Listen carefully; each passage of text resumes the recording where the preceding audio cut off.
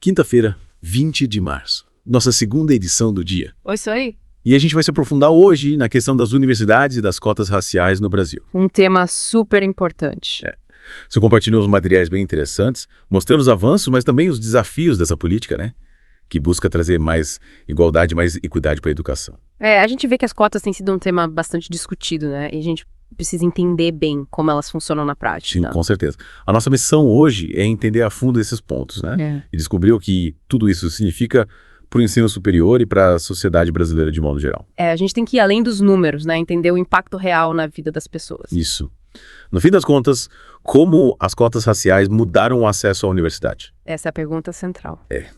E quais são os próximos obstáculos para garantir que essa política continue funcionando e dando resultados? Quais são os próximos passos? O que precisa ser feito para que as cotas continuem eficazes? Isso. Para começar, acho que vale a pena a gente dar uma olhada nessa transformação, né? Nessa mudança no acesso às universidades. A gente tem dados que mostram um impacto bem significativo. As cotas realmente abriram portas para estudantes negros, indígenas, quilombolas, né? Para que eles pudessem entrar no ensino superior público em todo o país. E os números do INEP, que é o Instituto Nacional de Estudos e Pesquisas Educacionais Anísio Teixeira, mostram isso de forma bem clara. Legal. Teve um aumento de 167% no número de estudantes que entraram nas universidades, né? Federais, estaduais e municipais por meio de cotas. Caramba, é um aumento enorme. É um salto bem grande. E se a gente focar só nas matrículas por cota racial, especificamente nas universidades federais, entre 2012 e 2023 a gente vê um crescimento ainda maior. Que legal. Chegou a 266,4%. Nossa. Então a gente vê que a política teve um efeito direto e importante, né? Um efeito considerável. Realmente os números mostram isso de forma bem clara. E você mencionou a Universidade Federal do Sul da Bahia. Ela parece ser um exemplo de como o sistema de cotas pode ir além, né? Do básico. Sem dúvida. A UFSB é um caso que vale a pena a gente olhar com atenção. Eles implementaram um sistema que reserva 75% das vagas para estudantes de escolas públicas. Olha só. E metade dessas vagas, né, é destinada a candidatos negros. Além disso, eles foram além e incluíram cotas também para pessoas trans, quilombolas e indígenas aldeados. Nossa, que interessante. Então, essa abordagem mostra um compromisso, né, um compromisso forte com a construção de um ambiente acadêmico que seja mais diverso, que reflita a diversidade do Brasil. Parece que eles tentaram realmente abarcar o máximo de representatividade possível, né? A ideia é contemplar as várias formas de desigualdade que existem no Brasil, né? Que a gente sabe que são muitas. Sim, com certeza. Então, se a gente for pensar na ideia central por trás das cotas, é como se fosse uma forma de corrigir desigualdades, né? Que vem de muito tempo atrás. Exatamente. A política de cotas, ela reconhece que a população negra foi historicamente excluída, né? Da educação, do mercado de trabalho, durante séculos. E essa exclusão gerou um desequilíbrio muito grande, né? Um desequilíbrio social que continua até hoje. As cotas, elas não querem dar privilégio para ninguém, né?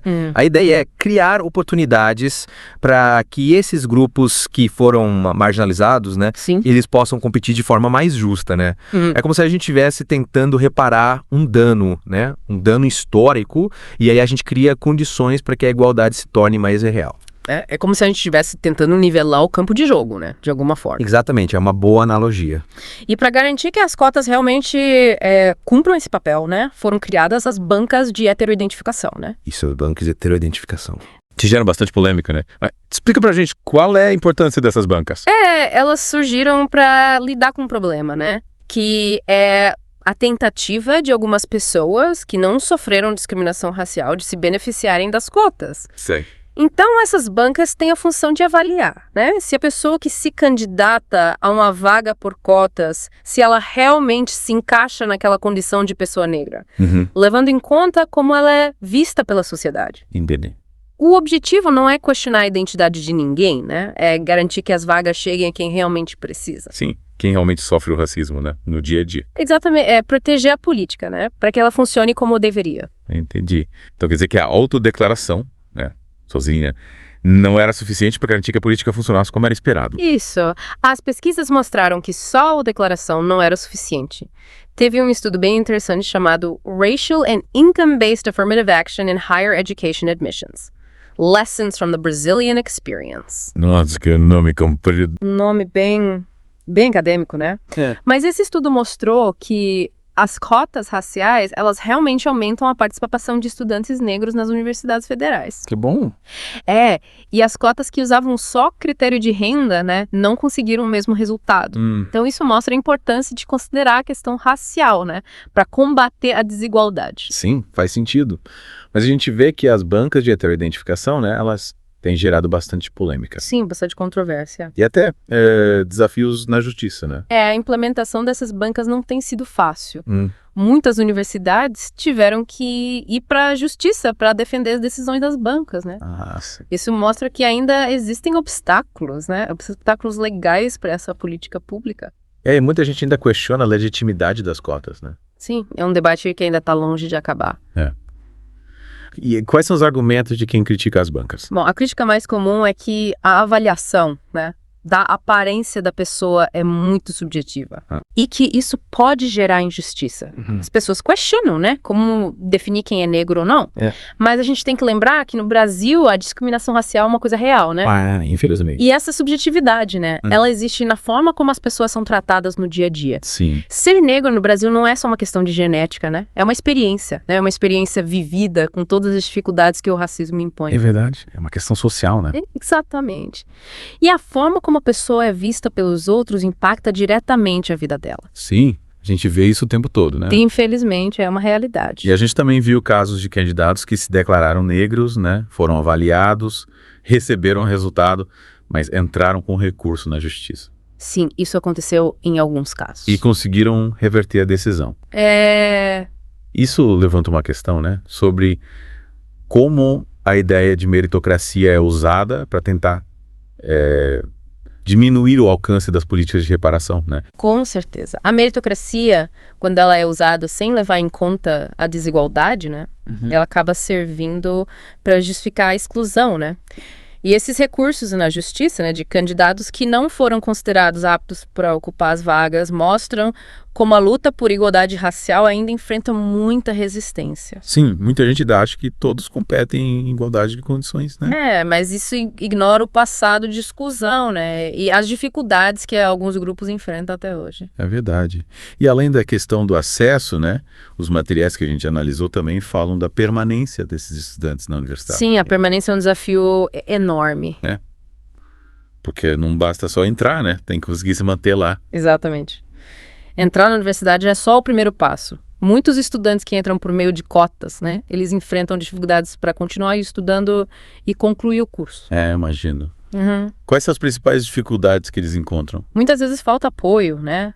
Falta uma política de assistência estudantil mais forte, né? Em várias universidades públicas, bolsas de estudo, auxílio moradia, alimentação, né? Tudo isso faz muita falta. Então, entrar na universidade não garante que o estudante vai ter condições de se formar, né? A gente tem que pensar no estudante como um todo, né? Ele precisa de suporte, né? Para ter sucesso na trajetória acadêmica. Com certeza. E essa dificuldade de permanência se junta a um outro problema, né? Que é a desvalorização do ensino superior público no Brasil. Sim, essa é uma questão preocupante. Parece que tem uma queda no interesse dos jovens, né? A gente vê um certo desinteresse. E a expansão do ensino à distância também, né?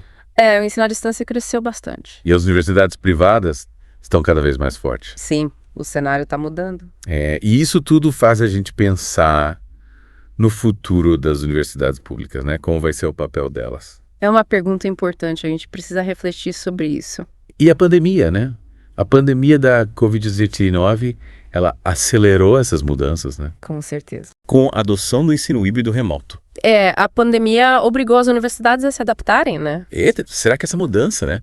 Para o ensino remoto, para o ensino híbrido, ela impacta mais as universidades do interior? É bem provável que sim. As universidades do interior já enfrentam dificuldades, né? Sim. Com o deslocamento dos alunos, falta de infraestrutura em algumas regiões. As famílias também têm dificuldades financeiras, então tudo isso contribui para o abandono dos cursos, né? E cria mais obstáculos para inclusão e permanência dos estudantes cotistas. Imagino. A flexibilização do ensino pode ajudar, né? Sim. Ampliar o acesso, mas a gente tem que tomar cuidado para não perder a qualidade da educação, né? É preciso ter um planejamento, né?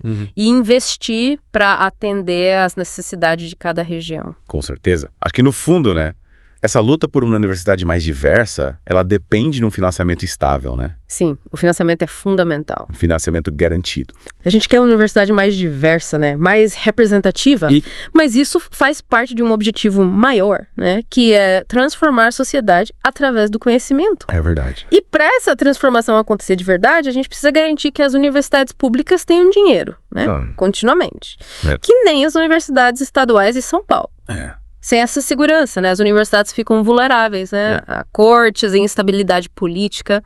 E aí, as políticas afirmativas, as pesquisas importantes, tudo isso fica prejudicado. É verdade. Pra gente concluir, então, acho que é inegável o impacto positivo das cotas raciais, né? Sim, sem dúvida. Tanto no aumento do acesso, quanto nos resultados que a gente já vê no mercado de trabalho, na formação acadêmica. Os dados mostram isso, né? As cotas raciais estão ajudando a incluir estudantes negros, pardos e indígenas no ensino superior. Sim. E as pesquisas também apontam para efeitos positivos no mercado de trabalho, né? Na qualificação desses profissionais. Legal? Então, é muito importante fortalecer as cotas, né? Garantir que elas continuem. Para a gente ter uma sociedade mais justa, né? Mais igualitária. Isso aí.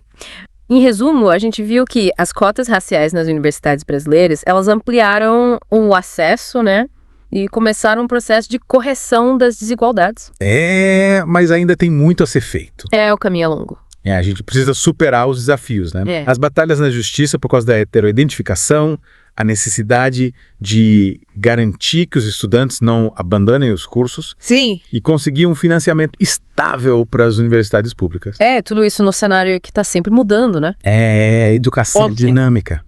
E eu te pergunto, né? Diante de todos esses dados, dessas discussões, o que é, de fato, uma verdadeira equidade educacional no Brasil? Uma ótima pergunta. O que a gente precisa fazer para alcançar essa equidade, além de garantir a entrada na universidade? Essa questão central, né? Que vem depois do acesso. Fica aí a reflexão para os nossos ouvintes. É isso aí, vale a pena pensar sobre isso. Lembrando que o podcast vai ao ar de segunda a sexta, às 9 da manhã e às 6 da tarde. Isso. E aos sábados, ao meio-dia. E fique ligado, porque a partir de segunda-feira, dia 24 de março, o Pavecast terá 3 edições diárias.